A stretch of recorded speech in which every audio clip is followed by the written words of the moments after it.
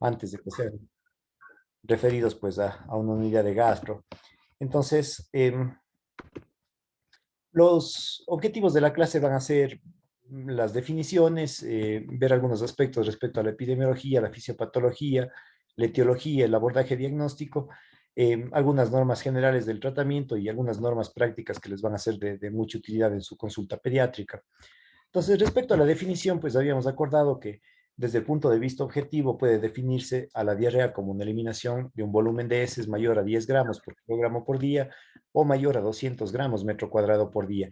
En términos generales, pues como una disminución de la consistencia o aumento en la frecuencia y el volumen de las heces respecto al patrón normal con el que el niño venía siendo previamente al estado de enfermedad. Ahora, en muchos libros ustedes encontrarán que aquello que dura más de 14 días recibe el nombre ya de diarrea crónica. Sin embargo, de acuerdo a la Organización Mundial de la Salud, una diarrea que dura más de 14 días recibe el término persistente, y si es que la diarrea dura más de 30 días o se repiten más de 3 episodios de eventos agudos en 2 meses, hablamos de diarrea crónica. Y hay que tomar en cuenta que en muchas de las ocasiones es una diarrea aguda el inicio de una diarrea crónica, es decir, no es infrecuente que un niño, por ejemplo, con una enfermedad inflamatoria intestinal debute con una diarrea aguda o una diarrea persistente, que es lo común, que es un proceso generalmente infeccioso no bien curado, que tiende a cronificar generalmente como en relación a deficiencias de disacaridasas, atrofia intestinal o el llamado síndrome postenteritis, ¿no? Ahora, realmente no hay epidemiología en países desarrollados, es decir, no sabemos qué tanto realmente hay de diarrea crónica en países como Europa, por ejemplo. Sabemos que es menos frecuente hoy de lo que era quizás hace 50 o 60 años. Quizá el único país que publica una incidencia cuantificada es Reino Unido, en donde se sabe que del 3 al 5% de las diarreas agudas tienden a cronificarse. En países como los nuestros, así como el continente africano y de Asia, este porcentaje puede llegar incluso hasta un 25% de niños que debutan como una diarrea aguda y que luego tienden a ser persistente o cronificarse. Y esto quizá en asociación con factores de riesgo bien conocidos como el estado de malnutrición. Ya hablamos la clase pasada un poco sobre el rol que podría jugar el zinc, por ejemplo, sobre todo en el niño inmunodeficiente secundario a desnutrición. También la deficiencia selectiva de vitamina A y otros oligoelementos como ácidos grasos esenciales, por ejemplo. También las coinfecciones bacterianas como una neumonía adquirida en la comunidad, infecciones del tracto urinario, estados de anemia crónica, la infección por VIH obviamente es un factor sumamente relacionado y se ha visto en relación también con hijos de madres jóvenes, ¿no? Y fisiopatológicamente, pues tiene que haber un problema o bien en la digestión, o bien en la absorción, o bien en el transporte de nutrientes. Y eso puede ser debido a cuatro mecanismos que, como habíamos hablado ya un poquito en la clase previa, pueden corresponder a una alteración de tipo osmótica, una secretora, inflamatorias o exudativas, o alteraciones en la motilidad intestinal. Entonces, la diarrea osmótica se produce cuando existe una sobrecarga de carbohidratos o de nutrientes que no son absorbidos en la luz del intestino y que por lo tanto ejercen un efecto osmótico arrastrando agua hacia la luz del intestino. Los nutrientes principales son obviamente carbohidratos pequeños como la lactosa, la sacarosa, la glucosa, y en menos frecuencia pues otros nutrientes como derivados de las proteínas o de las grasas. En todo caso, estos carbohidratos que no alcancen a absorberse en el intestino delgado llegarán en algún momento al colon, en un tiempo aproximado de 2 horas de tránsito intestinal, en el cual van a sufrir una fermentación ya por las bacterias colónicas, transformando esas azúcares por un lado en ácidos grasos volátiles como el butírico, propiónico, acético, y por otro lado gases como el metano, ¿no? Que dan esa presentación clínica característica en el cual el niño tiene muchísimo meteorismo, borborigmos, distensión abdominal, eliminación de gases, generalmente que explosivamente llevan a la eliminación de heces, y que además por ser de pH ácido tienden a producir irritación marcada de la zona perianal, ¿no? Que es el patrón clínico típico, por ejemplo, de una intolerancia a la lactosa, ¿no? Y entonces, entre algunas de las causas que pueden producirlo, puede haber deficiencia transitoria de sacaridasas, es decir, en intolerancia a la lactosa, habíamos comentado, pueden haber tres formas de presentación: la neonatal o congénita, que es la de un niño que nace sin la capacidad de digerir esa lactosa. Eso en el Ecuador no ha sido publicado el primer caso. la de los adultos, que son las que tenemos todos, en las cuales la disminución de la actividad de la lactasa empieza alrededor de los 10, 14 años de vida y se mantiene a lo largo de la vida, aunque por cuestión genética en nuestras poblaciones algo de lactasa solemos conservar hasta la edad adulta, de manera que la mayoría somos capaces de tolerar 1 o 2 vasitos de leche. Pero cuando un niño de 1 o 2 años de edad, 3 años de edad, empieza a presentar una clínica de intolerancia a la lactosa, eso siempre es secundario a algún proceso inflamatorio a nivel del intestino, llámese una infección por rotavirus, una infección por Giardia lambia, una enfermedad celíaca, una enfermedad inflamatoria intestinal, una alergia alimentaria, en fin, cualquier cosa que inflame el intestino puede producir una deficiencia transitoria de disacaridasas como la lactasa, ¿no? O puede ser una deficiencia permanente si es que el proceso, obviamente, que motivó a la causa no ha sido eh, curado, pues se mantendrá por un tiempo indefinido. Eh, y puede haber también una deficiencia de tipo congénita, ya vamos a ir viendo un poquito dentro de las causas de diarreas congénitas, que por ventaja en nuestro medio son extremadamente raras, ¿no? Puede deberse a alteraciones en el transporte. Recuerden que la glucosa, la galactosa, la fructosa, que ya son absorbidos hacia el interior del enterocito, tienen que pasar a través de transportadores especiales como el GLUT2, por ejemplo, hacia la circulación portal, y que la ausencia congénita de esos transportadores puede llevar también a la aparición de diarreas de este tipo, que se comportan como osmóticas. O bien por afectación directa del epitelio, es decir, cualquier cosa que inflame el intestino, enfermedad celíaca, un intestino corto, una infección bacteriana como las causadas por los Escherichia coli, eh, pueden causar una diarrea de este tipo, o bien de causas funcionales, como cuando un niño ingiere excesivamente cantidad de solutos, ¿no? Esto es común en el niño que va a la fiesta y que luego de una ingesta de pastel, de dulces, de, de helado, pues el día siguiente presenta diarreas autolimitadas de 24 a 48 horas de duración. Pero es algo fundamental que averiguamos durante el historial o el recordatorio alimenticio del niño. Siempre hay que preguntar la ingesta de chicles, de laxantes, de lactulosa, de jugos, ya que normalmente cuando se consumen este tipo de sustancias sobrepasamos el umbral de absorción que tiende el intestino. En el caso de los jugos, por ejemplo, más o menos la capacidad de absorción de la fructosa y la sacarosa en un intestino pediátrico es de alrededor de 15 gramos por kilo, de manera que un niño de 1 año que tiene 10 kilos de peso, si se toma más de 150 ml de jugo en el día, pues va a presentar el día siguiente diarrea, ¿no? Y muchas de las veces que abordamos a un niño con diarrea crónica se trata de problemas funcionales derivados precisamente de esto, ¿no? Ingesta excesiva de solutos. Respecto a la diarrea secretora, pues sabemos que esta se produce o bien por un aumento en la secreción de cloro o sodio o bien por la disminución de la capacidad de absorción. Y entonces, entre algunos de los mecanismos están, recuerden, la estimulación de segundos mensajeros como el AMP cíclico en el caso del Vibrio cólera, también de la Escherichia coli enteropatogénica, estimulación del GMP cíclico del calcio intracelular como lo hace el Cryptosporidium parvo, el rotavirus, el propio VIH, que puede tener la toxina TAT, que también actúa estimulando el GMP cíclico, o bien por mecanismo indirecto, como en el caso, por ejemplo, de un sobrecrecimiento bacteriano del intestino medio o SIBO, ¿no? Por sus siglas en inglés. Hablamos de un SIBO cuando la cantidad de bacterias en el intestino delgado, es decir, en el duodeno principalmente, excede 10 a la 6 unidades formadoras de colonia. Eh, y estas bacterias pues suelen ser de tipo fermentadoras, ¿no? Sobre todo anaerobios que desdoblan las azúcares y entonces darán una clínica muy similar, por ejemplo, de la intolerancia a la lactosa, pero que se presenta de forma mucho más rápida, es decir, dentro de las 2 primeras horas de la ingesta, ¿no? También en el sobrecrecimiento bacteriano, pues estas bacterias suelen ser desconjugantes de sales biliares, lo cual explica también en parte el mecanismo secretor, o hidroxilando también ácidos grasos, ¿no? También puede ser un tipo de diarrea secretora, la causada, por ejemplo, por hormonas. Recuerden ustedes tumores hipersecretantes como el lipoma, por ejemplo, o los neuroblastomas pueden presentarse como con clínica de diarrea y generalmente diarreas secretoras, ¿no? Eh, También las citocinas de varios procesos inflamatorios o también de causas congénitas, ¿no? En los cuales, por ejemplo, fallan los transportadores de cloro y sodio y entonces tienden a eliminar excesivamente estos electrolitos hacia la luz con el consiguiente eliminación de agua por el gradiente osmolar, ¿no?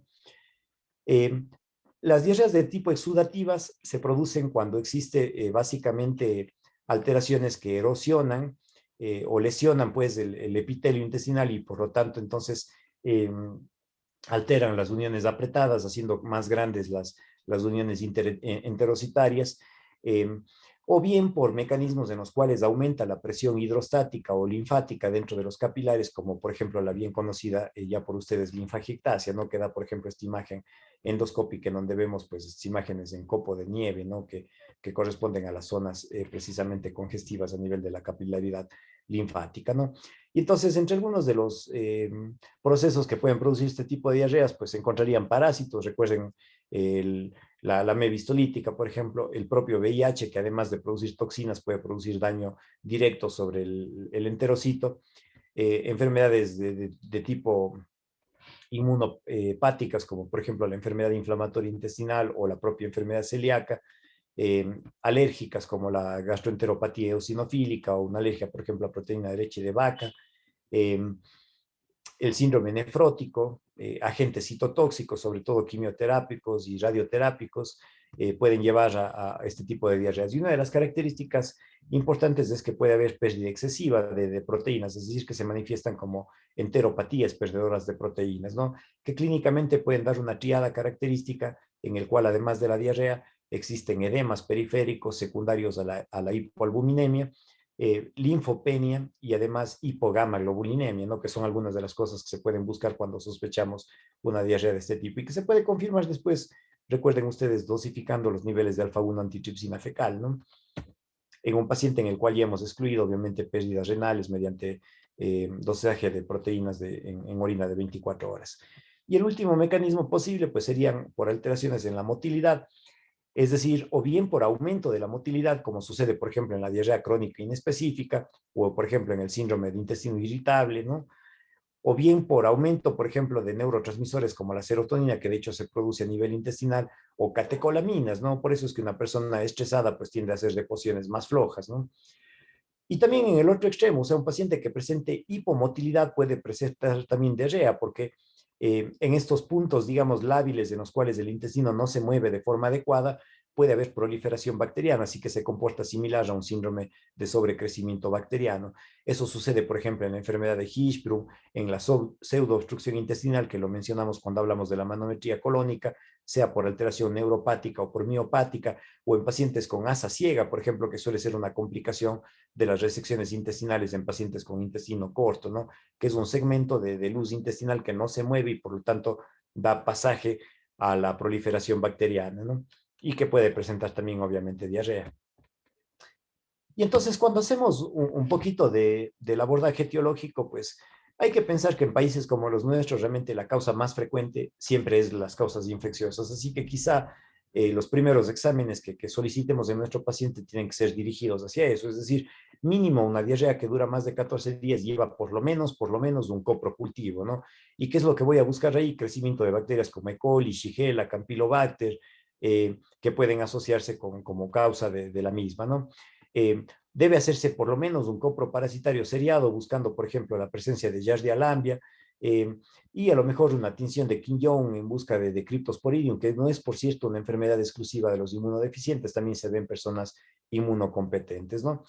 Eh, una causa también muy frecuente es el sobrecrecimiento bacteriano, ¿no? Los pediatras acá no están tan acostumbrados a lidiar con esta causa, pero cuando hacemos realmente en laboratorio, los gastroenterólogos, pruebas como un test de hidrógeno en aliento, la verdad es que encontramos prevalencias muy altas de síndrome de sobrecrecimiento bacteriano. Esto quizá en relación a la sobreutilización de antibióticos o de antiácidos como inhibidores de bomba de protones que producen disbiosis significativa y por lo tanto proliferación a nivel de intestino medio, ¿no?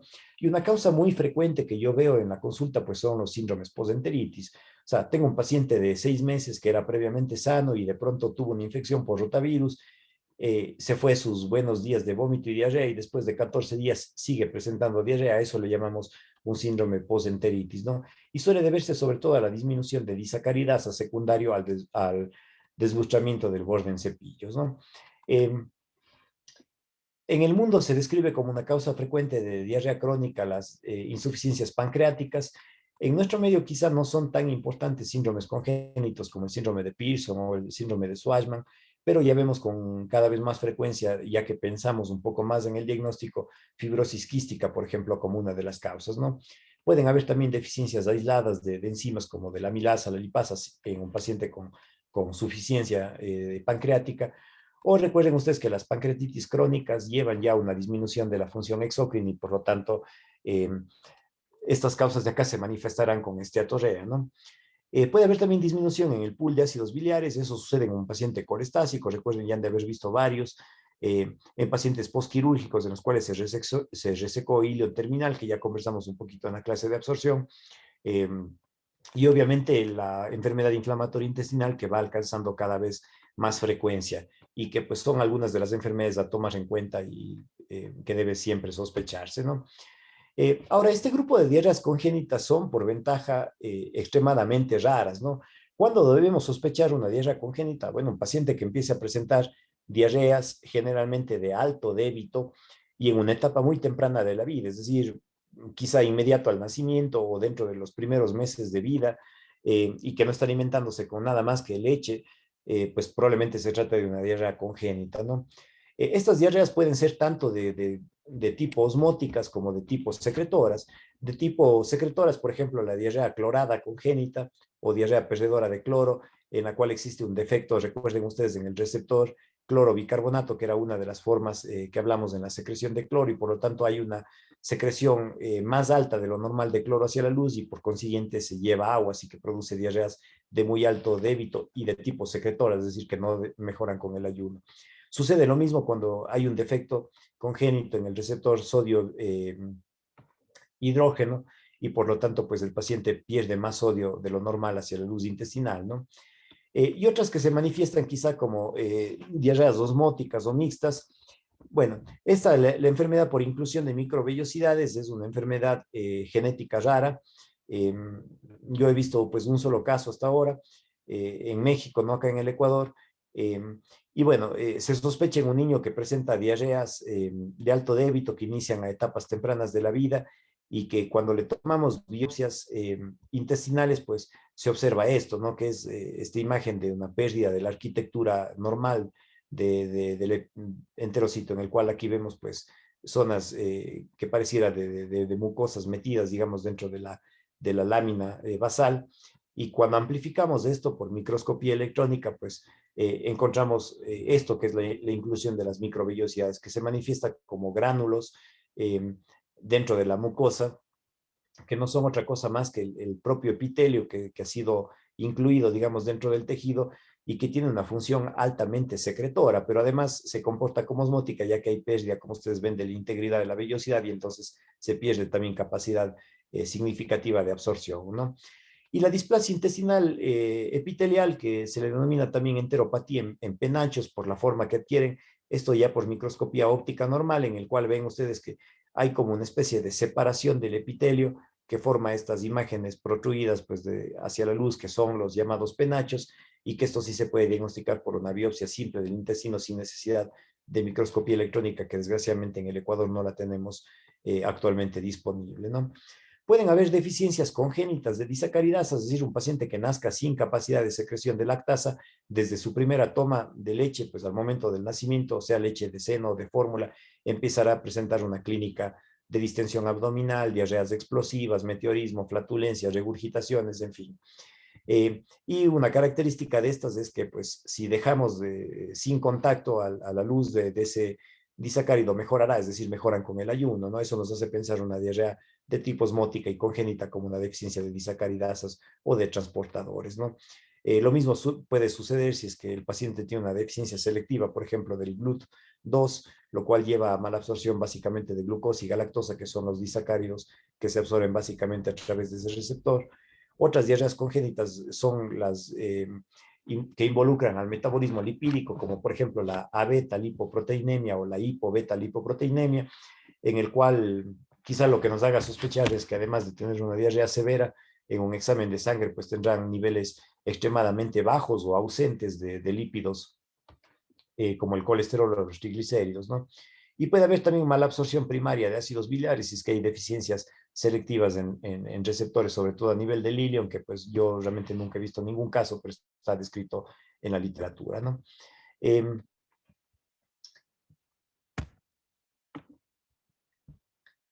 bueno, una causa a tomar en cuenta muy frecuente en todas partes del mundo es obviamente la alergia a los alimentos, ¿no?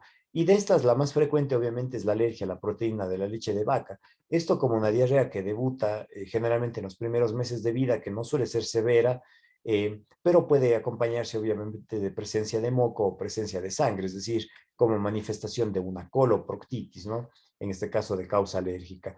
La enfermedad celíaca, pues en el Ecuador no tenemos una prevalencia tan alta como Chile, Argentina, que publica prevalencias tan altas como el 2% de la población general. Sin embargo, sí tenemos celiaquía en nuestro medio y aunque la buscamos sistémicamente no se encuentra con tanta frecuencia, pero pues bueno, yo a mi haber tengo por lo menos en este momento unos 3 pacientes que tengo con celiaquía confirmadas, ¿no? Eh, la enteropatía autoinmune, quizá alguna vez se topen con un paciente con esta naturaleza, es un paciente que empieza a presentar diarreas generalmente eh, severas que debutan entre el segundo o tercer mes de vida y que suelen llevar a falla intestinal rápida, es decir, son pacientes que son dependientes de nutrición parenteral, dado la gran cantidad y den lo que le den de comer, la leche que le pongan, pues no hay mejoría obviamente en la diarrea, ¿no? Puede hacerles pensar de pronto encontrar algunas asociaciones como el síndrome IPEX, por ejemplo, en el cual encontramos además un paciente con ictiosis, o sea, con un eczema muy marcado, con poliendocrinopatía que puede manifestarse como hipotiroidismo, tiroiditis o diabetes mellitus que debutan en etapas tempranas como 1 o 2 años de vida, que pueden tener además inmunodeficiencias, ¿no? Sobre todo ligadas al X. Eh, o síndromes como el ACPET, por ejemplo, en el cual además de esto encontramos quizá, por ejemplo, datos de displasia, a lo mejor candidiasis orofaringea recurrente o infecciones anómalas por gérmenes piógenos asociado a la inmunodeficiencia, ¿no? Que son algunos de los datos que hacen pensar que esa diarrea pues, forma parte de estos síndromes congénitos generalmente asociados a inmunodeficiencia o a una expresión más alta de la inmunidad como procesos autoinmunes, ¿no? También tomen en cuenta las alteraciones de la motilidad, quizá del extremo son la enfermedad de Hirschsprung, la pseudoobstrucción, el intestino corto o el asa ciega, pero recuerden que un paciente con estreñimiento puede manifestarse de hecho como diarrea por rebosamiento, ¿no? Los problemas tiroideos, que no son tan frecuentes, pero el hipertiroidismo, recuerden, puede causar aumento de la motilidad y por lo tanto manifestarse como diarrea o tumores, repito, hipersecretantes como el neuroblastoma, los lipomas, entre otros.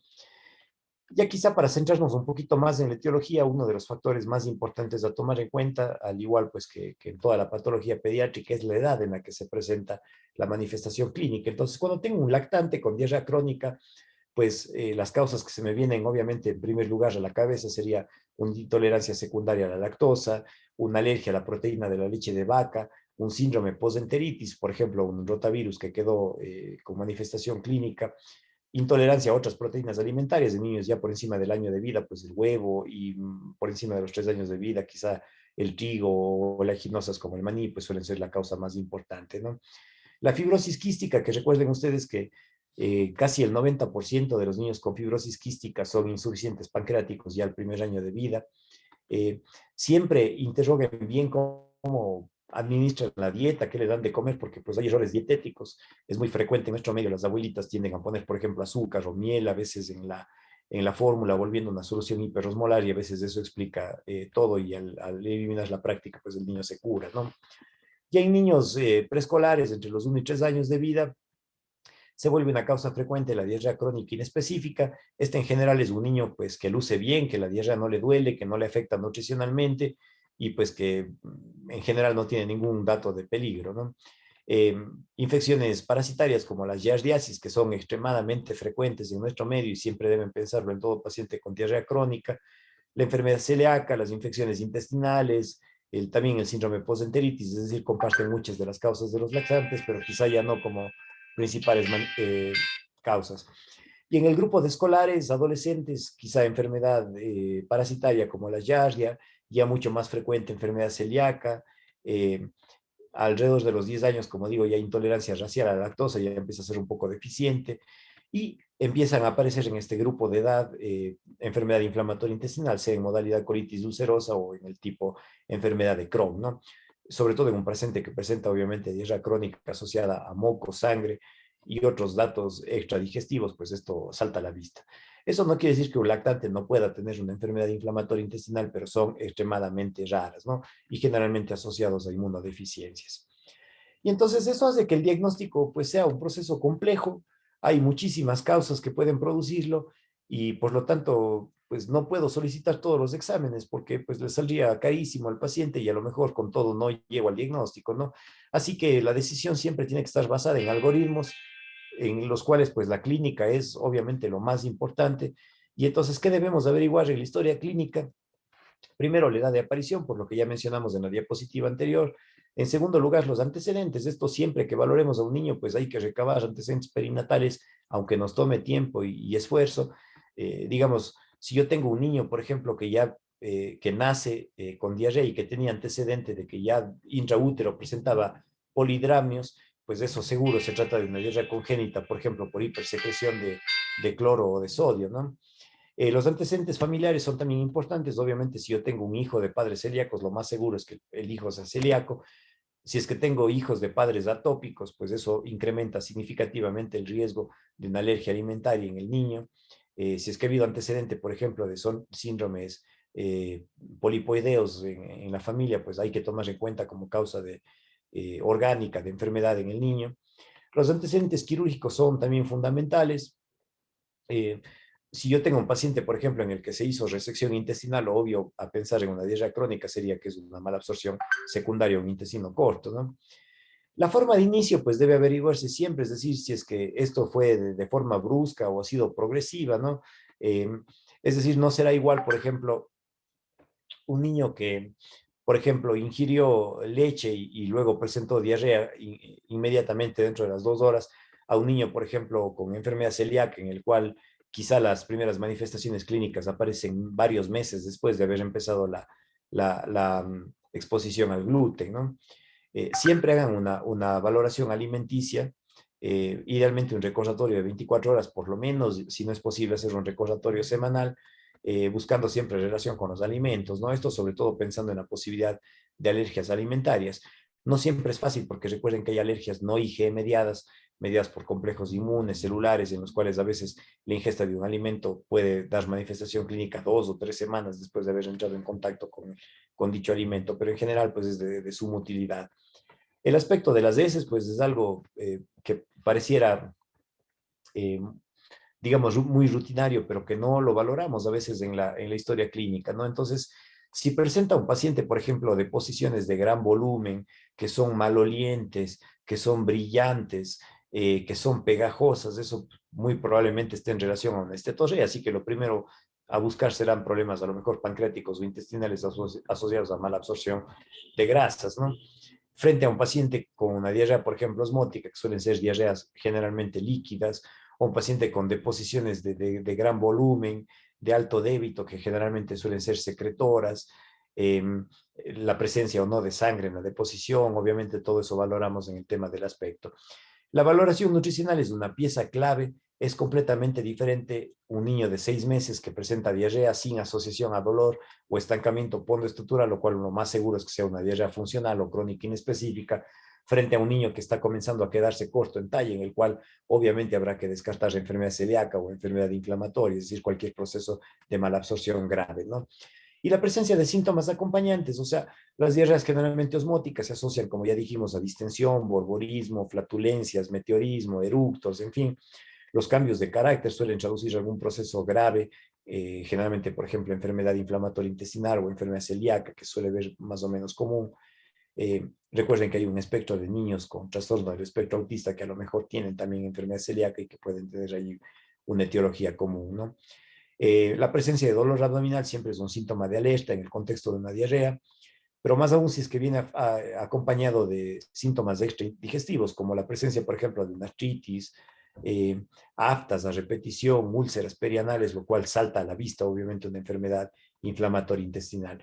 Y un paciente que ha tenido, por ejemplo, neumonías a repetición, obviamente habrá que descartar fibrosis quística como quizá la primera manifestación, ¿no? Eh, en el examen físico, ¿qué vamos a buscar? Datos de compromiso del estado general, es decir, descubrir al paciente segmentariamente de pies a cabeza para ver cómo está el pelo, si es que es desprendible a la tracción, si es que tiene cambios de color, si es que hay datos a lo mejor de manchas de Bitot en los ojos, si es que hay datos a lo mejor de eczema descamativo, perianal o exfoliativo en relación, por ejemplo, a una acrodermatitis enteropática, datos, por ejemplo, de eritema malar o en zonas de superficies extensoras en relación, por ejemplo, a un eczema atópico. Siempre revisar bien los pulmones, buscando básicamente ruidos agregados pulmonares, es decir, sibilancias, por ejemplo, en relación a un proceso alérgico o quizá estertores en relación, por ejemplo, a una consolidación por un neumónico, por inmunodeficiencia o fibrosis quística, por ejemplo. Siempre revisen bien el corazón. No es raro, por ejemplo, que un paciente con, yo que sé, una tetralogía de Fallot o alguna cardiopatía de ese tipo debute como diarrea, incluso como principal manifestación clínica. Eh, Siempre revisen bien las articulaciones, buscando datos de rigidez, por ejemplo, en relación a una artritis, que es común en enfermedad inflamatoria intestinal, y obviamente en la valoración nutricional, por lo menos el peso, la talla, el perímetro cefálico y los indicadores peso-edad, peso-talla, talla-edad. Eh, si es que pueden avanzar un poquito más y tomar pliegues tricipitales, perímetro braquial, pues eso les es de mucha más utilidad, tanto en la valoración de la pérdida como de la recuperación del estado nutricional, ¿no? Y entonces, según la periodicidad, podríamos clasificar la diarrea en diarrea crónica intermitente o diarrea crónica continua, ¿no es cierto? La intermitente, a su vez, de acuerdo a la afección del estado nutricional, podría dividirse en diarrea sin detención del crecimiento y con detención del crecimiento. Entonces, una crónica intermitente, es decir, que tiene periodos más o menos libres de diarrea, que no detiene el crecimiento, pues suele estar en relación a transgresiones dietéticas, ¿no? O sea, el niño con intolerancia a la lactosa, mientras no tome lactosa, pues no presentará diarrea. Toma lactosa y presentará diarrea, así que puede dar una diarrea de este tipo, ¿no? Procesos infecciosos, o sea, un niño, por ejemplo, que inmunodeficiente, ¿no es cierto?, que tiene, yo qué sé, una infección por un enteropatógena y después de un mes vuelve a tener otro cuadro, entonces a lo mejor tendrán periodos libres entre una y otra, ¿no? El abuso de laxantes obviamente es causa, eh, pero con detención del crecimiento, pues hay que pensar procesos bacterianos a repetición, como digo, en los inmunodeficientes, la giardia, la alergia alimentaria, el uso prolongado de antibióticos, la enfermedad celíaca, la fibrosis quística, son algunas de las que dan este patrón de presentación. Y en la crónica continua que no detiene el crecimiento, probablemente la más frecuente sea la diarrea crónica inespecífica, ¿no? Y pensar, pues, sobre alimentación con carbohidratos, eh, infección por giardia, pero una diarrea crónica continua que tiene detención del crecimiento quizás sea el espectro más grave. Hay que pensar, pues, intolerancia a hidratos de carbono, alergia alimentaria, fibrosis quística, enfermedad inflamatoria intestinal, inmunodeficiencias primarias y secundarias, Hirschsprung, atrofia intestinal, es decir, suelen ser causas en general más graves que las anteriores, ¿no?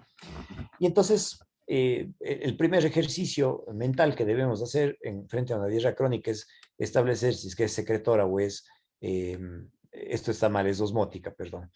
Entonces, recordemos que la mayoría de pruebas para distinguir entre la una y la otra son exámenes de laboratorio, ¿no? En el cual habrá que determinar el pH fecal, la cantidad de sodio y cloro en las heces y la brecha de gap osmótico fecal, que no se calcula, por cierto, igual que la osmolaridad sérica. Al rato les digo cómo se calcula, ¿no?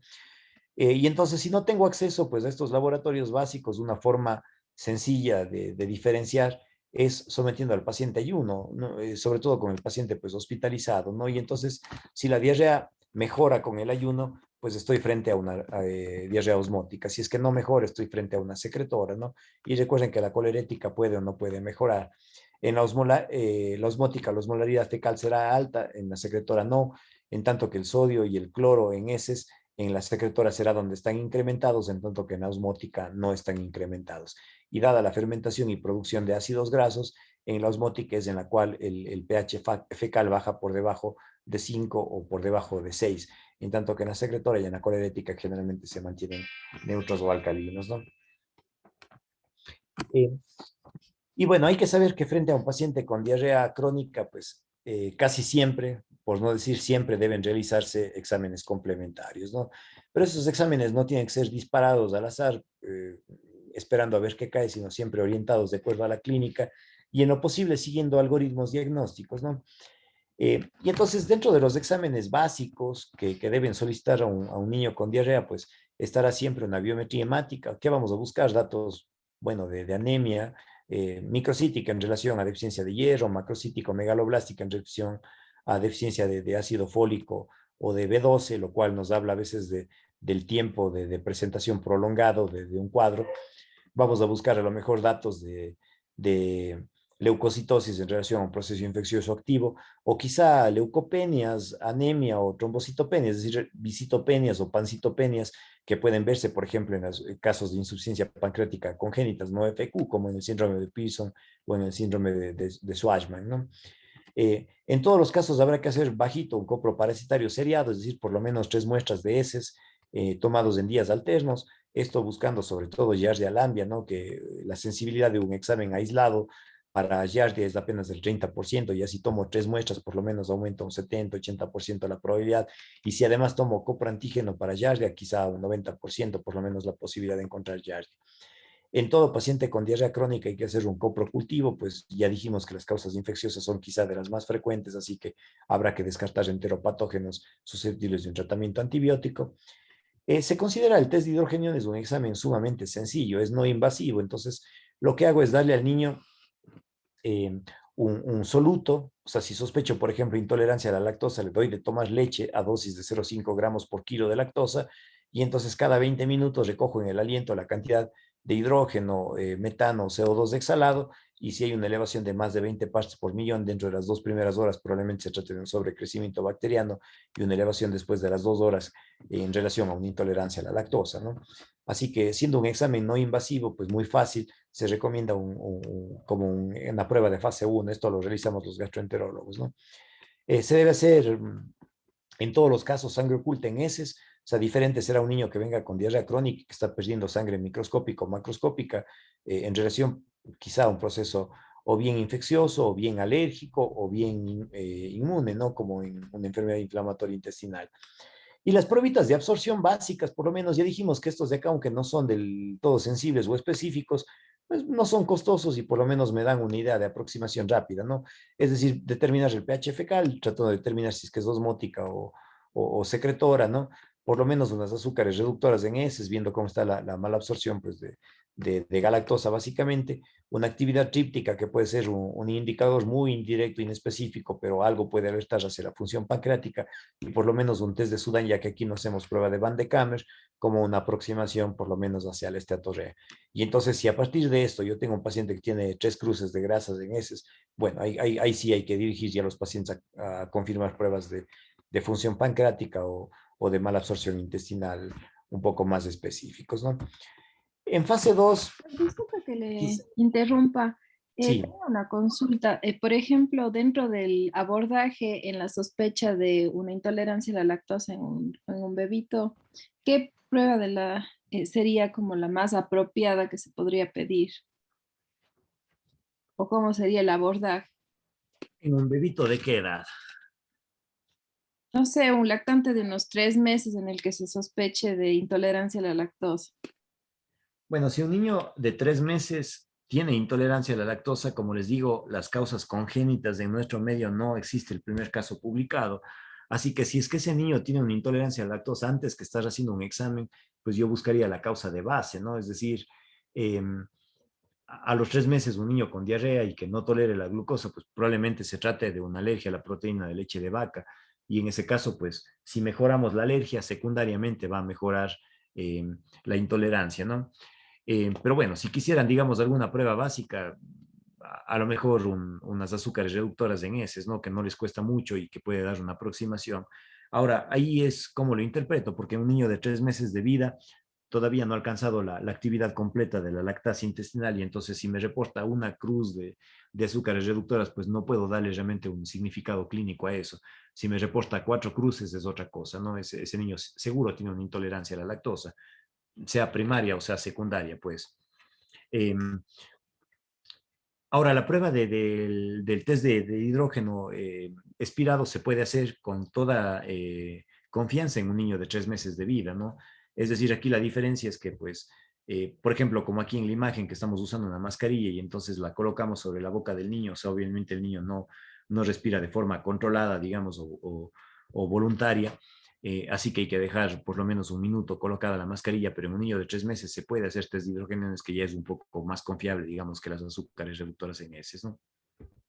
Listo, Doc. Y en cuanto, por ejemplo, mientras se están realizando todos los estudios y eso, la recomendación a la mamá es que suspenda la lactancia, que ella suspenda la leche, o cómo es el proceso, o directamente se le cambia a leches que sean libres de lactosa.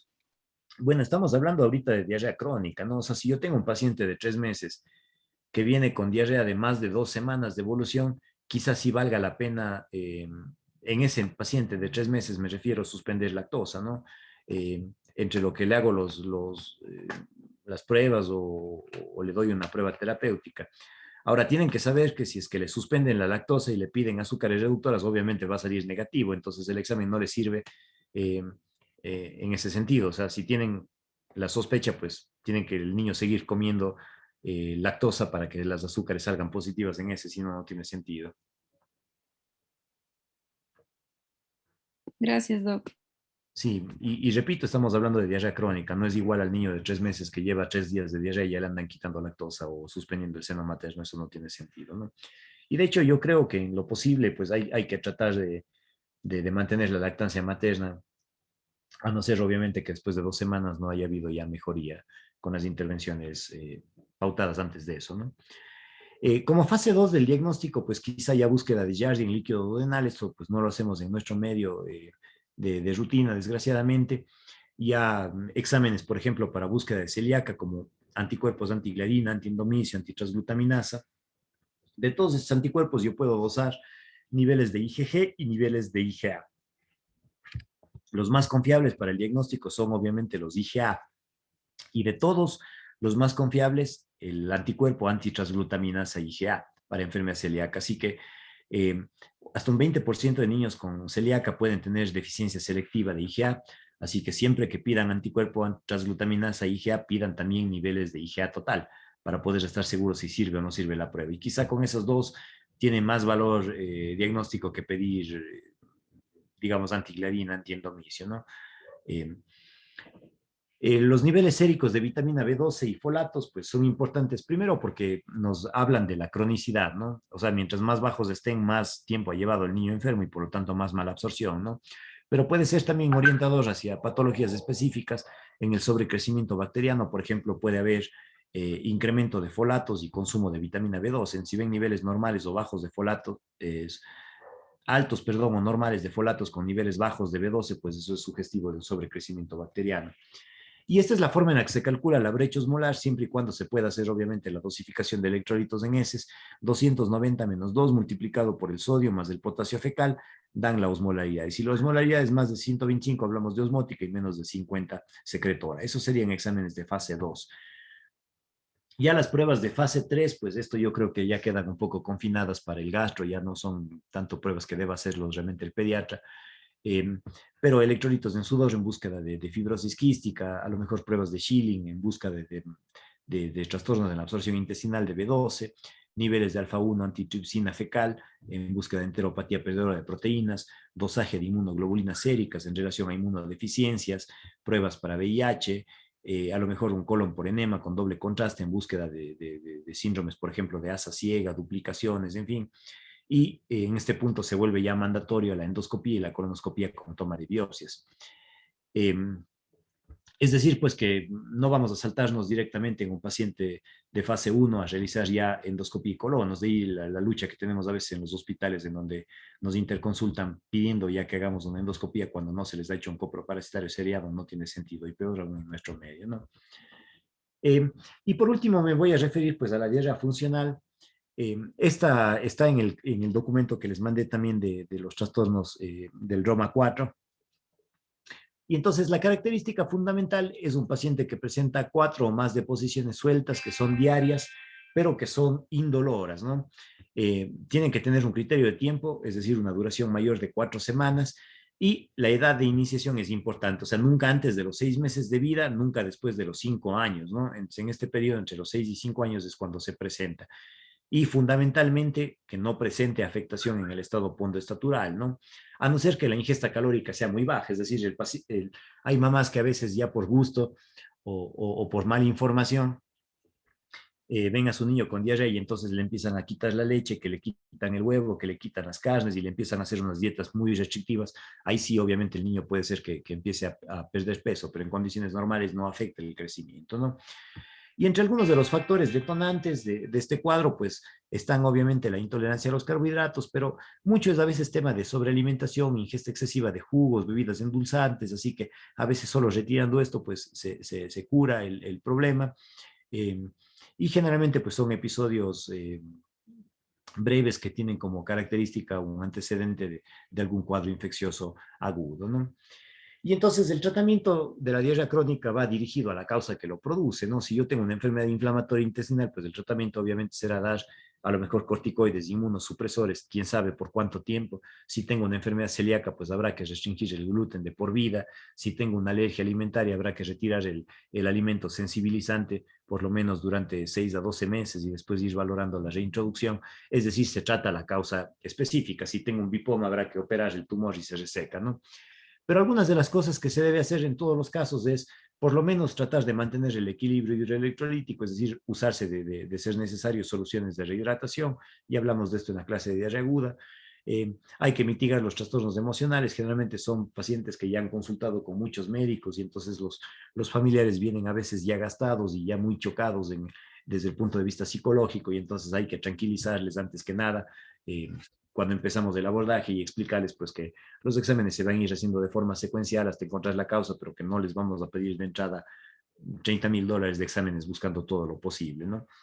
Eh, la rehabilitación nutricional es fundamental, es decir, retirar los alimentos responsables en el caso de que sea el alimento el que lo estoy llevando.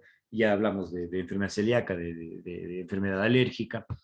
Hay que suplementar si es que es necesario, más aún en un niño que tiene alteración del estado nutricional, pues habrá que suplementar por lo menos los micronutrientes recomendados por la Organización Mundial, es decir, zinc, ácido fólico, vitamina A, quizá eh, niacina, quizá selenio, quizá hierro. Eh, hay que aumentar progresivamente la ingesta en los niños que han venido consumiendo ingestas hipocalóricas, pues siempre cuidando la posibilidad de un síndrome de realimentación. Eh, en algunos casos, pues el tratamiento será con nutrición mixta, es decir, todas estas diarreas congénitas como la de penachos, la clorhidria congénita, en fin, desgraciadamente no tienen un tratamiento curativo salvo el tema del trasplante intestinal y mientras no se logre eso, la única opción posible es nutrir al niño por vía parenteral, ¿no? Y quizá pues ir tratando de hacer el cambio entre nutriciones mixtas hasta llegar en algún momento de ser posible a la nutrición enteral total. Eh, y considerar pues la opción de antibióticos no de forma indiscriminada, sino en aquellos pacientes con evidencia de una etiología infecciosa, quizá también acompañado de algunos probióticos, como los que habíamos mencionado en la clase de diarrea aguda, podría ser de utilidad, pero no sistémicamente. Y entonces, como normas prácticas, ya para concluir, siempre que sea posible hay que tratar de no suspender la lactancia materna. Si el niño lleva 2 semanas con diarrea y tiene una clínica muy florida de intolerancia a la lactosa, bueno, quizá en ese caso sí con el dolor del alma y de forma transicional, además en lo que se recupera la actividad enzimática, pues quizá un par de semanas sin seno materno no le venga mal. Tratas de introducir durante este tiempo la menor cantidad de alimentos nuevos posibles, es decir, si un niño venía comiendo muy selectivamente, no puedo meter todos los alimentos de golpe porque si reacciona mal, pues no voy a saber qué alimento fue el que le llevó a eso. Entonces, al igual que hacemos la introducción entre los 4 y 6 meses de vida de alimentación complementaria, lo vamos a hacer aquí, es decir, un alimento nuevo a la vez, siempre en la mañana, vigilando tolerancia, no más de 2 o 3 alimentos nuevos por semana, en fin. Tratar de mantener la dieta lo más equilibrada posible y si es que hago alguna restricción, pues hay que buscar el nutriente que compensa eh, ese, el que no se aporta, ¿no? Evitar el uso de la loperamida, quizá la excepción sea el paciente con síndrome de intestino corto, en donde sí tiene una indicación de utilización, no usar indiscriminadamente antibióticos. En el caso de los laxantes, bueno, hay que tomarse en cuenta la intolerancia a la lactosa como una de las causas. Considerar en niños pues con algún grado de sospecha de alergia alimentaria el uso ya de un hidrolizado extenso quizá de entrada, consideras la posibilidad de sobrecrecimiento bacteriano. Esto, como digo, yo lo veo con mucha frecuencia, más aún si el paciente ha recibido múltiples esquemas antibióticos previos o antibióticos de amplio espectro o uso indiscriminado de inhibidores de bomba de protones. Esto es una posibilidad diagnóstica. Y si es que sospechan enfermedad celíaca, por favor, nunca retiren gluten sin tener una confirmación diagnóstica. Esto yo veo que lo hacen muchísimo en nuestro medio, pero cuando llegan a veces a mi consulta, los pacientes llevan ya un año sin tomar gluten y en ese momento es imposible tomar anticuerpos en sangre, van a salir negativos, quizá la histología por endoscopía también va a salir negativa, así que en ese momento ya no hay forma de confirmar el diagnóstico y lo único que me queda a mí es reintroducir para después de 3 meses quizá estar solicitando los exámenes recién confirmatorios. Así que nunca se debe retirar gluten a no ser que tenga una confirmación ya de enfermedad celíaca, ¿no? Y pues con eso concluimos. Quedo abierto, chicos, a las preguntas.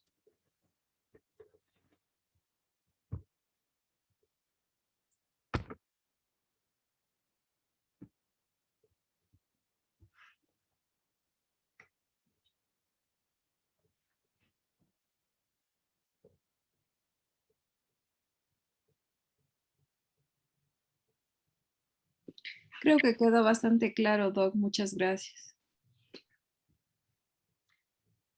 Listo, chicos. Si no hay dudas, entonces ni novedades.